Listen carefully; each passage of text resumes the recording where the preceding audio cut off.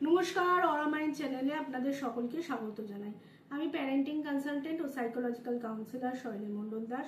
আজকে আমার আলোচনার টপিক হলো পারিবারিক রুটিন ও ঐতিহ্য আসলে সেই দুই স্তম্ভ যা পরিবারকে একত্রে রাখে, শিশুর মধ্যে নিরাপত্তা ও ভালোবাসার অনুভূতি গড়ে তোলে। চলো এই ভিডিওতে দেখিনি এই ধাপগুলো কি কি।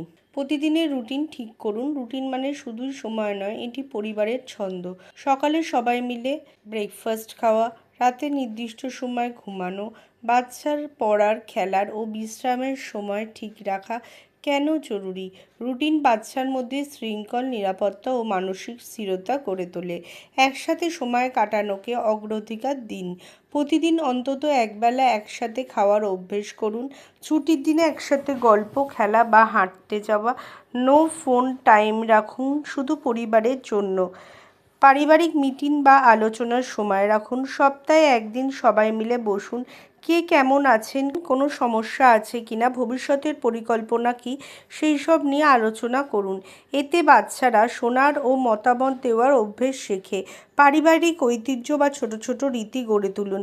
জন্মদিন বা উৎসবে বিশেষ কোনো খাবার একসাথে বানানো, রবিবার সকালে একসাথে পিকনিক বা রান্না করা, পুজোর বা অনুষ্ঠানের দিনে যেভাবেই হোক একসাথে উদযাপন করা। ফ্যামিলি ডে মাসে একদিন, যেখানে সবাই একে অপরের প্রতি কৃতজ্ঞতা জানাবে এবং সবাই একসাথে মিলে আনন্দ করবে। মূল্যবোধ শেখানো, ঐতিহ্যের অংশ করুন। কৃতজ্ঞতা প্রকাশ, একে অপরের সাহায্য করা, বয়োজ্যেষ্ঠদের সম্মান করা, রাতে ঘুমানোর আগে ধন্যবাদ বলা বা ছোট প্রার্থনা করা। পরিবর্তনের সঙ্গে রুটিন মানিয়ে নিন।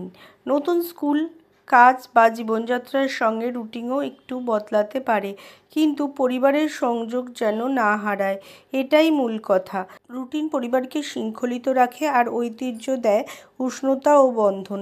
এই দুয়ে মিলেই গড়ে ওঠে এক সুস্থ, সুখী ও স্থিতিশীল পরিবার।